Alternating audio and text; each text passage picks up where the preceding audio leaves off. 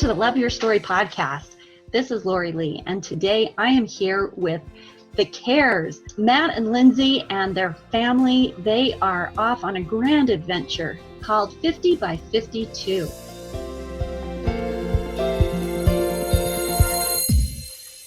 Stories are our lives in language. Welcome to the Love Your Story podcast. I'm Lori Lee, and I'm excited for our future together of telling stories, evaluating our own stories, and lifting ourselves and others to greater places because of our control over our stories. This podcast is about empowerment and giving you, the listener, ideas to work with in making your stories work for you. Story power serves you best when you know how to use it. Can you tell us a little bit about what is going on with this travel across the United States? Sure. Hi, Lori. I'm so happy to be with you. Yeah, we are just about 4 weeks into our adventure. Our kids got out of school June 2nd, and we grabbed them out of school on the last day, and we hit the road. We've now traveled to Wyoming, Idaho, and we're in Montana. We're headed for North Dakota later this week. Our plan is to travel to all 50 states in 52 weeks with our 4 kids. We've just begun, and so far so good. And why are you doing this? I mean, the listeners have met you before, once on an Instagram post, but for the most part, this is all brand new for everybody. You guys are a family that are out there putting together a year's worth of adventures, traveling across the country. And right now, I can see you sitting in your... It's an RV. An RV. I forgot what it was called for a minute. Our kids call it a porta potty. It's that too. And you're out there creating fun adventures all over the place. I mean, this is a great story. So why are you doing it? Yeah, so the idea actually for this started probably more than 5 years ago. So I do video and television production, and I've traveled to almost all 50 states doing that, and several countries, and every time I go to one of these places, I've just been like, oh, I would love to bring my family here. I'd love to show them. I'd love to show my kids this place, or I've been to the Indianapolis 500 and to the Grand Ole Opry and all these different places, and I've always been like, oh, I would love to take my kids here. So I said something to Lindsay about, we should do this. We should take our kids and go on a year-long road trip, and we could do it as a television show. And she looked at me and she said, because our kids were little at the time, she said, "You're crazy. That doesn't even sound like fun. I'd be stuck in an RV with these little kids, and while you're out filming all day." And so then about a year ago, she said, "You remember that idea that you had where we travel all 50 states?" And I said, "Yeah." And she goes, "We should do that." And I said, "You're crazy," because by that point, I'd established, more of my career and more clients and that type of thing. We decided, our kids are right at that age where it is perfect. It's the perfect time to do this. Our oldest is 13, our youngest is 5, and we figured that we won't have another opportunity to do something like this before, the rest of life gets in the way. And so we wanted to make that happen now. So how many kids do you have? So we have 4 kids, 2 boys, 2 girls. They are all at the ages where we can still kind of homeschool them and not worry about losing too much ground. And they're very smart kids, and they do very well. So I think we'll do pretty well with the homeschooling aspect. We've already begun that, really.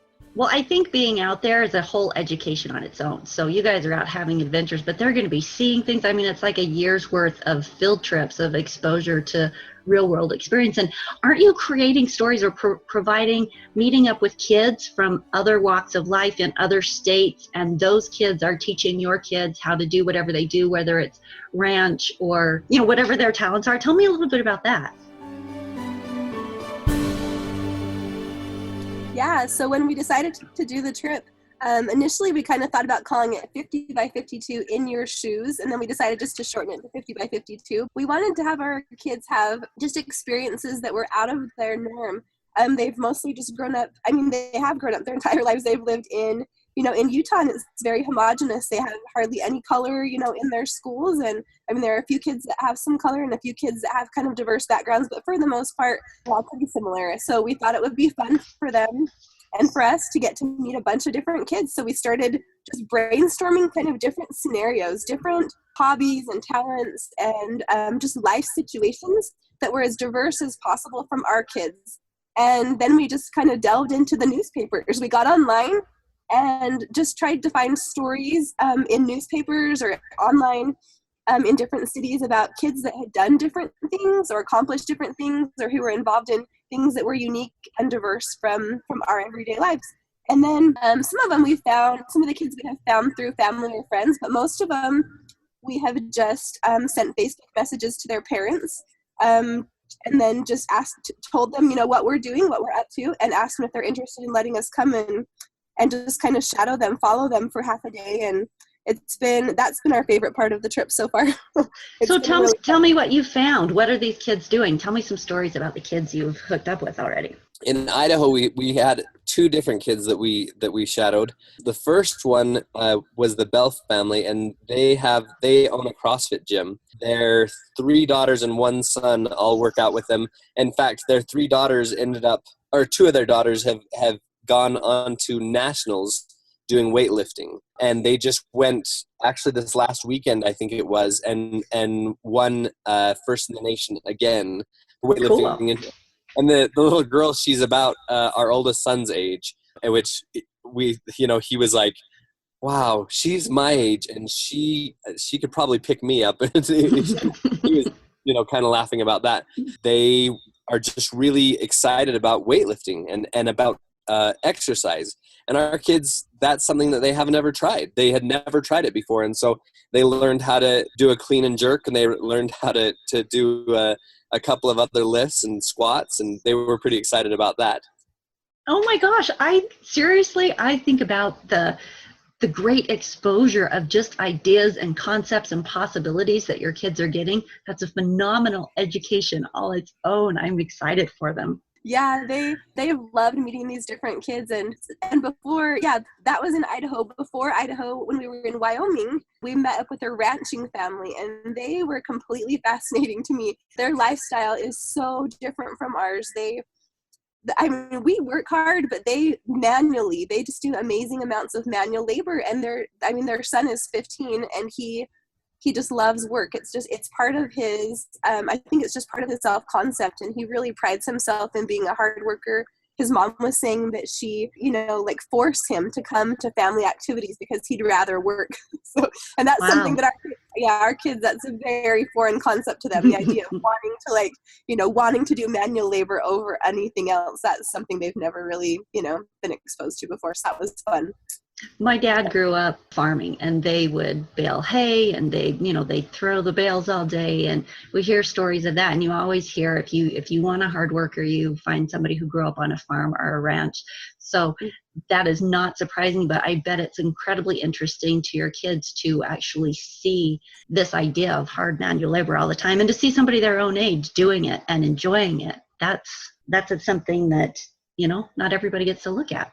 Yeah, for sure. It was fun. And their dad had done rodeo for 10 years on the road, and he'd broken like almost every bone in his body at some point or another. And so he was, just kind of reliving his old glory days and telling us about his years on the road and the rodeo. Anyway, just really fascinating, kind, just neat people. It was fun to meet them.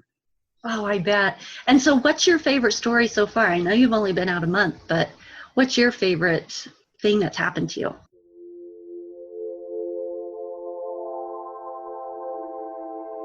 It's funny. I think I kind of thought that once we got out on the road that it would be way easier to kind of simplify and really focus in on our kids, but it honestly feels just as complex as it did. Now that we live in an RV, we have to worry about emptying the sewage from our vehicle, all these things that of course you never have to worry about if you live in a home. They just, RV life brings different complications than you had before. So I think it's funny when I was just thinking about this today, thinking back on our first month And honestly, my favorite time that we've had together, we bought these little glow-in-the-dark Frisbees at the dollar store when we were in Afton, Wyoming. And we threw Frisbees out on this lawn together, and the kids were just laughing so hard, and we had the best time. And so, I mean, that's something we could have done at home. We didn't have to be in Afton, Wyoming to do that. So I guess, I don't know, it's just those simple little times when you're with your kids and you slow everything down and you really, focus on them, and you're just having a great time laughing together. Those are the best times. So, when you were saying that, it reminded me, and I don't know if I shared this story with you guys or not, but as you know, because we have discussed earlier, when I was younger and my kids were younger, we did the same thing. We sold our home and we got an RV, and we traveled around through Mexico and the Western United States for 6 months, and we were out for adventure, for outdoor recreation adventure. That's what we wanted to do. But one of the main things that we learned was exactly what you just said, which was, we went out looking for, we were kayaking in Morro Bay, and we were touring around the ruins in Mexico, and we were doing all of these fun, adventurous things. We ended up coming home back to Utah because some friends invited us to ride the White Rim Trail, and that's a 100-mile mountain bike ride that's over in Canyonlands National Park.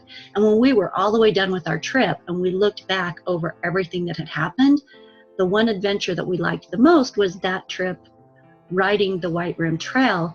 And we thought, oh my gosh, we didn't have to sell everything and go travel across the world to have great adventures. They're actually just right outside your back door if you want them. It's the people you're with that matter. And the things like throwing the Frisbees and laughing, it's the small and simple things often. And that was a really interesting thing to learn. It was after that I wrote the Wild Weekends in Utah book, because you could stay in Utah and have wild weekends and have so much fun, and you didn't have to go all over the country to do it.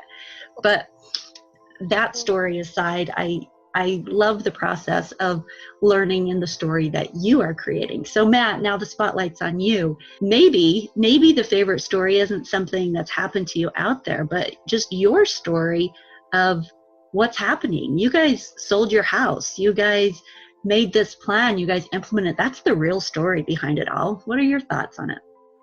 Well, two things, I think. I think the adventure of trying something completely different, selling our house, selling everything that we own, and buying an RV and going off and doing this has been a big learning experience for both of us, for all of us, really, just to kind of think about what we really want out of life and out of our family relationships.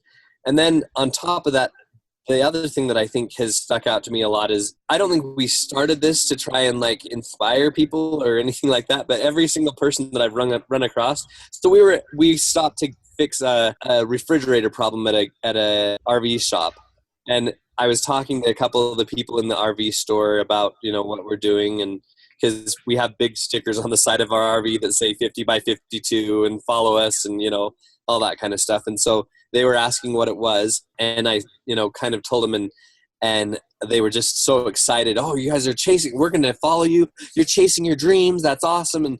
And then one of the ladies in the RV store just started telling me about her dream to write this book. And she's got 3 or 4 books that she's been writing, and she wants to make them into a screenplay, and she just starts talking about all these things that she wants to do. I was like, well, do it. Just start doing it. I said, you could easily start self-publishing on Amazon right now.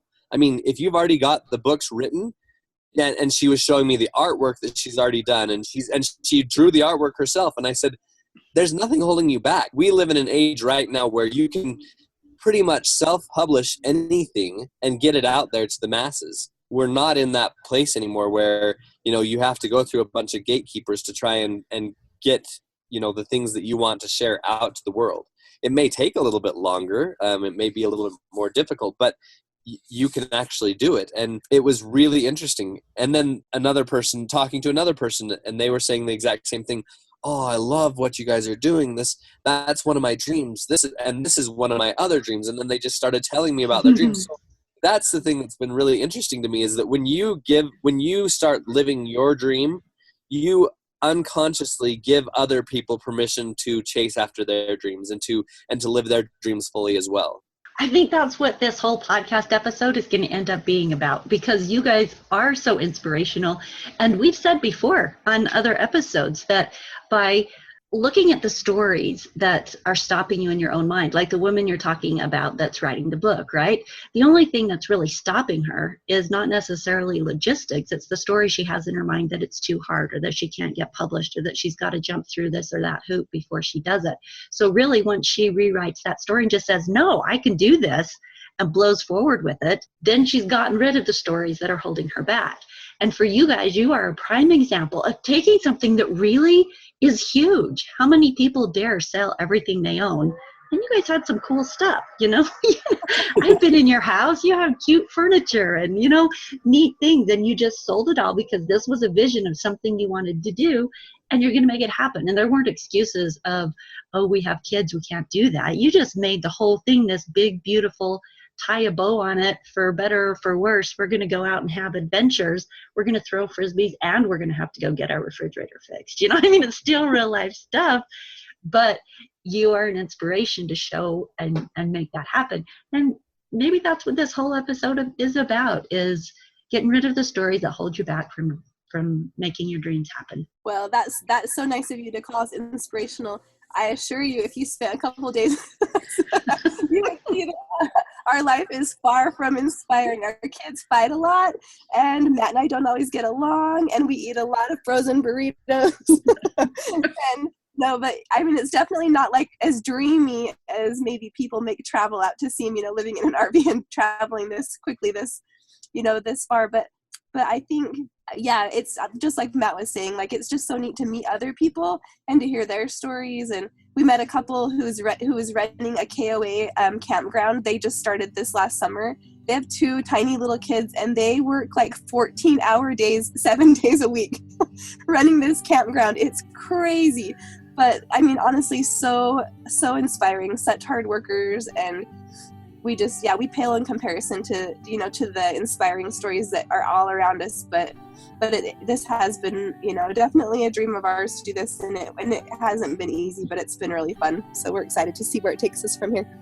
Hey, I think that's a story that you pale in comparison, because only in your own eyes, everybody, you know, the reality of our own stories don't really ever seem very heroic to us, because we're the ones caught up, and we, you know, we're in the dirt as well as the sunshine. And so it doesn't ever seem that Hollywood. But for the people who get to watch you do the hard stuff as well as the more Hollywood dream aspect of it, it is inspiring, and it's real too. I appreciate you, Lindsay, just keeping it real. Yeah, you are in a confined space with 6 people, and day in, day out. I mean, those are the realities of it. I remember having to find places to empty the sewage and to fill up the water, and it's a whole different lifestyle. So there's definitely some real life aspects to it. I want to keep following you guys, and I know you'll have some more adventures coming down the road. So let's check in with you, and we'll have you on another episode in a few months, and we'll check in on your latest stories, because I'm sure people would like to keep following and hear what's going on. See who has killed whom 2 months from now.